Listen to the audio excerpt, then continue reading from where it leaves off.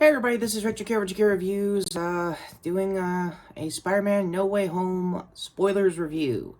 The reason why I'm doing it now instead of the 9 spoilers you guys probably just saw, hopefully recording when it's this week, is mainly because I want to get all the spoilers out of my system, and there will probably be some more shorts if I remembered my movie experience right. I might see it again twice.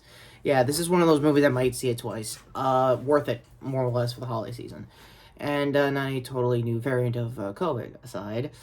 Yay! But other than that, this movie actually is really damn good. Starting off the top, this is still a three-peat direction for John Watts.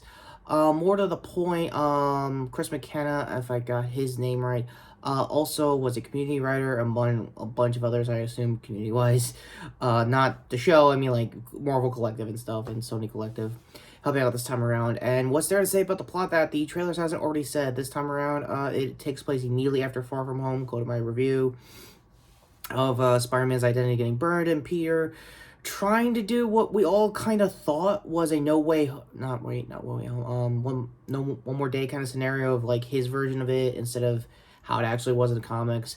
Again, go to the last year and a half of Spire news and reviews, as like most of the Marvel Legends cast here on my channel, explaining the Spencer run of how basically I really hope that he got at least that retconned out of everything else. He got a lot out of the way, which if anything, I'll credit Spencer for that still to this day. So, that being said, because it said Spill, again, if you've seen the trailers, you know where this is. A lot of previous Spider-Man villains from not his timeline, his other Spider-Man multiverse villains, from Doc Ock to Goblin to Electro from Amazing Spider-Man to even a Lizard and stuff like that. And saying that alone might be petering into a little bit of spoilers, because if you saw the Brazilian trailer, like many have memed, leading up to this week's release, long story short, yeah, that Phantom kick was what you kind of thought it was. So, with that all being said, what little I can non-spoiler-wise explain the movie, it is amazing. It is spectacular. It's really, really good. It's a really good entry into the John Watts trilogy of Spider-Man movies. For Tom, he's basically at his A game. He basically got the best definitive version of what he could do with the character. And I just sat through Team 4 Star's quick review of it. They heard some on-screen chatter that Tom has like a ever-waking nightmare getting paparazzi like 24/7 and like a sleep coma kind of vibe thing.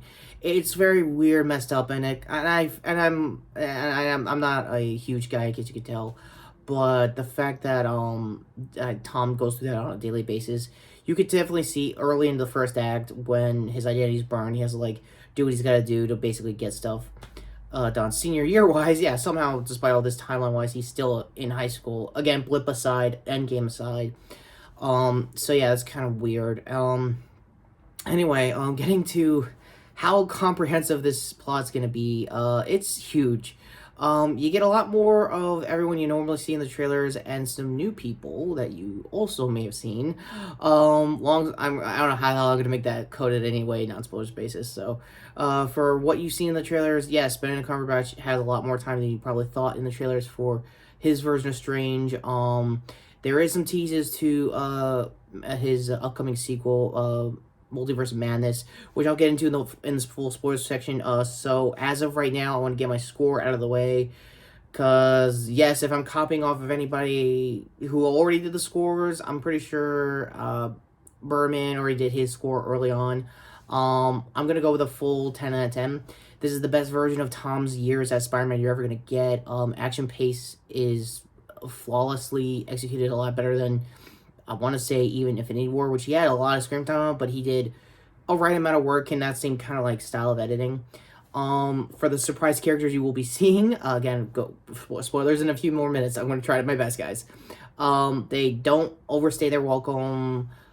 They actually have a lot of room to breathe than you thought. So again, that all being said, go see this movie. If this is my final warning for all the non-spoiler viewers on my channel. Go see it now. You're going to love it. It's the best version of Tom you're ever going to get. Because in spoilers, 3, 2... Okay, are they gone? Cool. All of them showed up. All of the people you thought were rumor milled for years, I thought some of it was BS. Some of it was just going to be a one-off joke kind of thing, just to say they could. but, you know, copyright rights and stuff like that. So, starting off at the top, thank God I brought my figures involved into this. Yeah. Also, for anyone who's currently watching, I don't know, Daredevil's first couple of seasons on Netflix again, yeah, that the traffic for that is probably going to get a little higher on Netflix in this case because, yeah, Matt showed up. He's still played by Charlie Cox. He's nobody new. It'd be funny if it was Ben Affleck's version of the character as a joke thing, but no, it really was Charlie Cox. He did pretty cool. He basically bailed out most of the charges. Peter got in the trailers that you probably saw with the drones and stuff. However, there was a funny bit of going to Happy and be like, yeah, Peter's gonna be fine, but you are like here doing his legacy and doing everything he can with Tony, and like enabling this kid to do all this is. I mean, I'm a good lawyer, but you can need a way better lawyer. You can need to be like, you need a Fisk level lawyer or something. Like, he didn't say Fisk, but it would have been cool if he did. But either way, it's still nice to see Charlie back, and also nice to see certain other characters. But yeah, the Spider-Man show up. How they come is not all the way. They don't throw it all in your head like right into the first act. Charlie's like the only thing that was a surprise came that everybody saw coming for the first act. So basically, rumor mill was out of the way. For the actual Spider-Man themselves, they showed up in the most unique way I think you could. It doesn't sound like they took ideas off of Spider-Verse with this idea, but if they did, they did. Even knowing this is the spoilers section, I don't know how much I can actually spoil for you guys. I know a lot of people don't care about spoilers, myself included, when we got to, like, Last Jedi territory, or even, like, Rise of Skywalker. Oh, no, a bunch of anti-SJW channels are gonna say this, and that. I'm like, I don't care. No, this is, like, really good spoilers. Like, I love you guys, but if you really need to leave, now's the time. Because Ant-Man gets killed. Long story short, it's...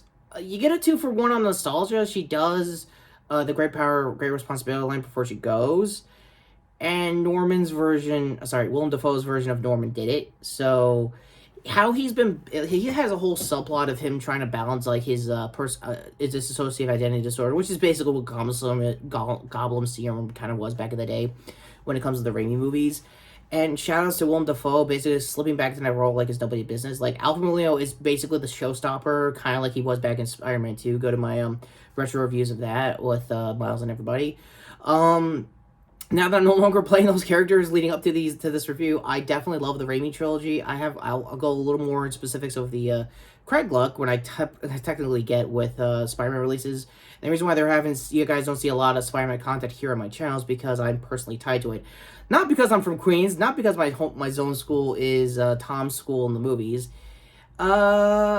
I don't have a fun time watching, and most people be like, oh, is it the memes, this, that? No, it's really more personal. It's, like, right around that time, like, whenever a new movie drops, someone in my family passed, like, right after. It's a weird curse thing. I don't know if I break the curse by mentioning on camera, so that's where we are. I don't even know at this point, and, it's hard to gauge it, because I almost lumped, the musical. Yeah, so if I ever get into a podcast, with anybody, I'm gonna be mentioning that a lot more than usual, so just be on the lookout with that weird ass of a story. If you're one of my dedicated viewers, you probably know, I might have slipped it a couple of years ago, who knows. So, yeah, when this time around, I'm coming off of, my father's passing this year, and it hit harder, it showed harder when Tom was, like, bawling up, just, like, trying to, like, hold on what's left of AMA, and it was very, very emotional, it really was. And it also shows later on with Ned and MJ showing up, just to, like, give him some sort of comfort, some sort of support, knowing he wouldn't have that if he did the spell. Like, it would have been a lot worse or more, I don't know. So yeah, the fights with Doctor Strange and Peter are very short. Like I said, they're mostly first act dependent. He shows up back in, like, the third act to bookend basically the spell and most of the plot. How Spider-Man basically defeated him was, he got him in the mirror role. For those who saw the original Doctor Strange, I might have done a review of it, card if I did. I just rewatched it on TV lately, and the CG for that surprisingly holds up 5 years later. Like, say what you will about Marvel's, like, saminess with the CG, but when it's good, it holds up good. I'm not gonna lie there. So how he figured out getting him out of there was, I thought for a moment he was gonna do a Kamara Ryuki style kick. And I would just, and everybody who's a Tokusatsu fan like me was probably gonna blast Ryuki's theme when he breaks a glass or whatever, but he didn't do any of that. He basically did geometry and threw him a big ass web in a CG scene basically. But in Peter's like rationale in that whole scenario is like, I'm gonna do math around it. And the good news is I'm so happy that I'm in sporadic spoilers mode just before I got into this. So yeah, so basically when Act 2 kicks off, Ned basically got Doctor Strange's ring, and that's how they used it to get Andrew and Toby's Spider-Man. The first that came out was Andrew. He had the most fun coming back into the role. You could definitely tell it's been years since he was this version of the character, and it gets more time than you think. It isn't just like a 1 minute cameo like Endgame when everybody showed back up after the snap, or now Blip in this case. No, they showed up. They actually helped out with their, like, they plotted a plan, and Tom's version of Peter was looking at them like kind of like a three-headed, it's kind of like a Three Stooges kind of. He's like, no, I'm Peter 1. No, you're Peter 3. It was really funny in the final fight and stuff. And forgive me for my semi-nostalgia for X-Men, which I also did a retro review last year. They actually fought on the Statue of Liberty, but because this is MCU and this is like 5 years after Endgame and stuff like that, it's like, oh, let's make a memorial for everybody who lost their lives, fighting Thanos and stuff. Even in Hawkeye, there's like a bunch of guys saying Thanos is right, kind of stuff. Kind of like, I don't want to be that guy that says I hate Trump guys that leave Trump says like, oh, 2024 is like, nah, that ain't gonna happen. Sorry to get a little political on this one, my bad. It's kind of how I am and how I am with Spider-Man sometimes. Not entirely, just in case you're wondering, in case I got to act like that when Across the Spider-Verse happens next year. I'm still happy for that. Seriously, that's a great, awesome trailer. Electro is a really good second-tier B-plot villain. Like, I want to get reformed, but not really, because Strange said, these guys got to go back because it's their fate to get their asses handed by Spider-Man, like you all saw in the trailers, but Tom's version is like, yeah, no, I think we can fix him. I feel like I have the responsibility to do that. And yeah, about Aunt May's that she does say great power, great responsibility, and a lot of people in universe, or I think the fandom, are split if she's like just a single mom or just never had Ben in general. I still think he has Ben. A lot of people have been fan casting him for years to be Ben. I think Toby was a good shot in case they never got him back in the suit. Now that he's back in the suit, it's not going to happen. In Toby's case, he looks way more humble than Andrew is, because Andrew just had a weird couple of weeks when he was promoting, I don't know if it was this movie or Tick Tick Boom, his new Netflix movie, Card 2. His mom passed, and he's just very vulnerable and stuff like that.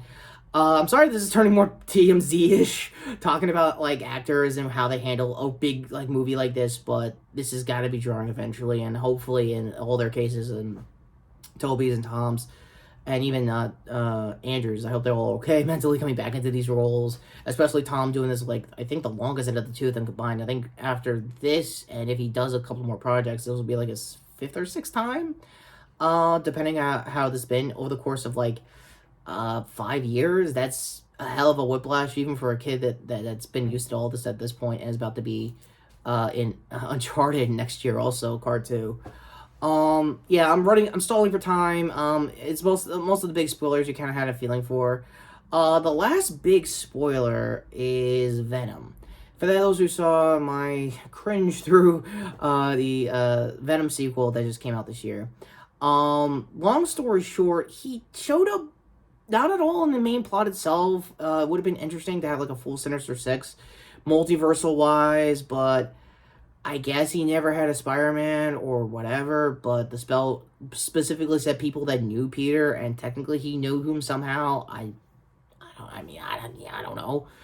I can never Tom Hardy, my bad for that really cringe voice for the Amazing Retro review for the Amazing Spider-Man movies, but yeah, he got blipped back in the mid-cred. He didn't do it in the post-cred. They did it in the mid-cred because I guess Amy Pascal or is Avi a little more obsessive about Venom than usual. I mean, this is Avi and Robert talking here, so it's not that much of a stretch. Who knows, come next month with Morbius. Yes, I still gotta sit through Morbius next year. Oh boy. Anyway, overall thoughts. The final battle was great. Toby and Andrew's dialogue and back and forth and their banter, being with Tom's Peter were amazing. Like coming up with a plan, going to the Statue of Liberty, and just getting a lot of things done. I know I'm on the spoiler section. I'm just over explaining stuff like that. This is again my first reviewing, so probably when we get to the end of the year, top tens. I'm definitely gonna be probably a little more calm, a little more reserved. This is definitely gonna be the top three of my movies of this year, without a doubt.